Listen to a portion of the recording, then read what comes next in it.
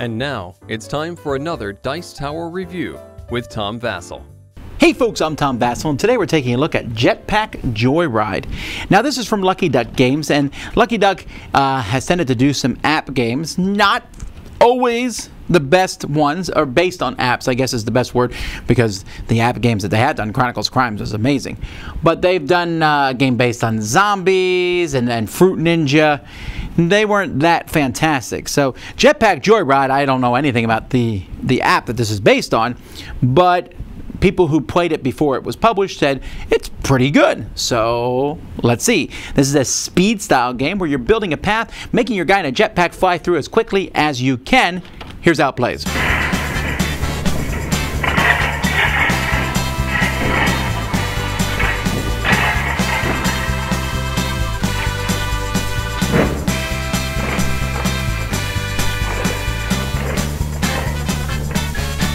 At the beginning of the game, everyone is going to take 4 different sections. These are actually double-sided, and you're just going to build the path that you have to go through 1, 2, 3, 4.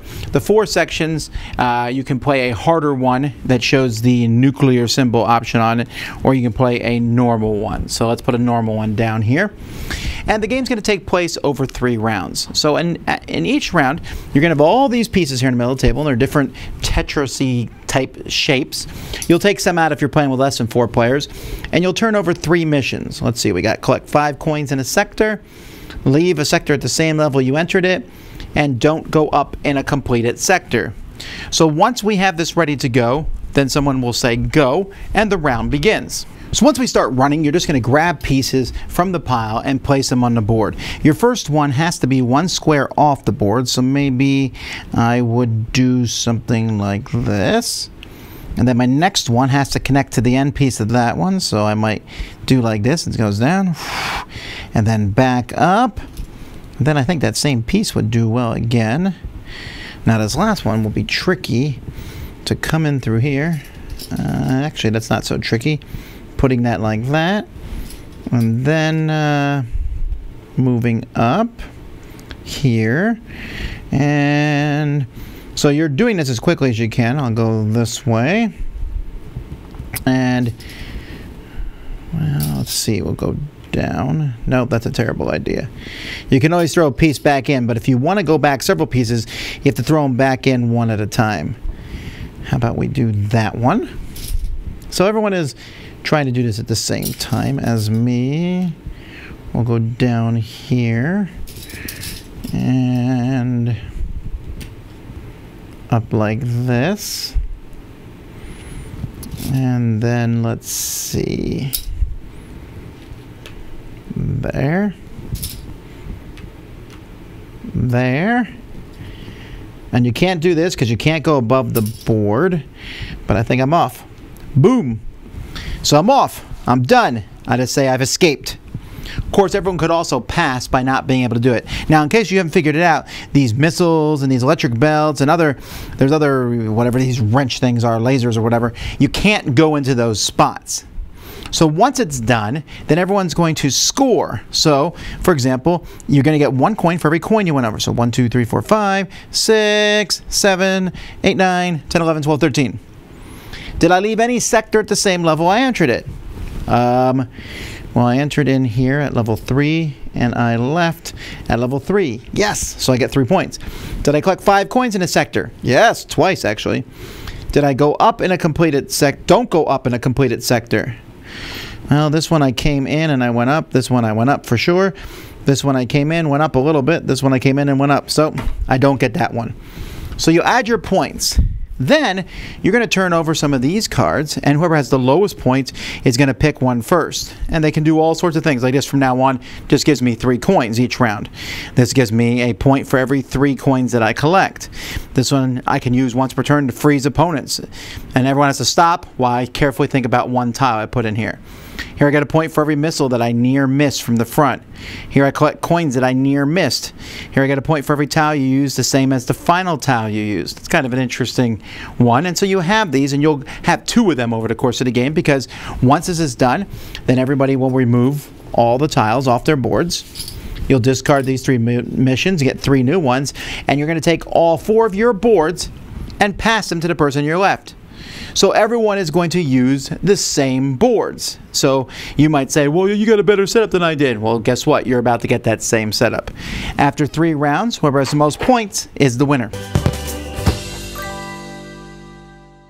Not a lot of components here, but these plastic Tetris-y shapes, they work really well in this game. There's a score pad here where you can keep scores for everybody playing the game. The cards, I really wish there was more of these cards, but they work okay. They're okay quality, but I know they're trying to get this game out to mass market. There's actually quite a few of these cards in the game, and the fact that they're double-sided means you're going to always have different paths that you're going through. The rules are in one of these really long fold-out sheets, which I don't really care for, but the one thing I'll say negative about the components is they'll tell you, for example, there's some things about how to play this solo, but these mission summaries here, where, for example, it says, near miss all obstacles in a sector. In any one lab sector, near miss every obstacle in that sector. Thanks for repeating this. What is a near miss? I'm assuming a near miss means you go right next to it. And I thought some of the stuff they could have explained slightly better. But that's really my only complaint. Other than that, the whole thing looks really nice. And so that's that. It's a very simple game. It's a light game. It's the kind of game I think they could sell at Walmart, Target, and things like that because it's a game I think people will buy, they'll try it, and it's easy to play. You just connect them. Honestly, other than that little thing about near miss, which I think is probably easier if you've played the app. So, confession, I've not played this or even seen it, but I did play it with Sam who had, and he said that this was very similar. But I just like making the path. So the fact is that someone who's faster is probably going to be better. Now you can go nice and slow, make sure you get all the coins. You don't have to finish necessarily to win the game. There's no bonus to finishing, except if you finish, you have a chance of fulfilling those missions. But there are missions like don't get any coins, or touch the bottom for 10 squares, or things like that. And I like that. I like also that the person who's in last place gets first pick of the extra stuff that you get. And in fact, the rules say there's gold and silver, and if you're not sure, take a gold one. It's slightly better.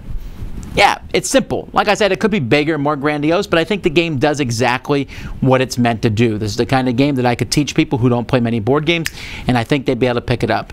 If you're not a big fan of speed games or games where you put like a little Tetris shapes trying to go around stuff, that might bother you, but I think that A, it's thematic, it makes sense. B, it's fun to put the tiles down. It feels very good to make this path going through. And C, the game is so fast that it doesn't really matter if you win or not, in a sense, because it's like, oh, it's over and I had a good time and now let's move on to the next game.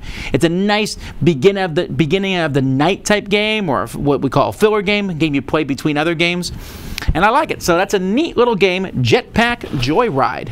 I'm Tom Vasel. You've been watching the Dice Tower. Dice Tower judgment approved.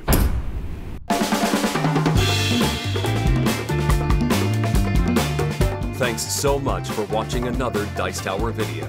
If you enjoy our videos, subscribe to the channel for more fun, comprehensive board game coverage. Also, consider joining us at one of our events.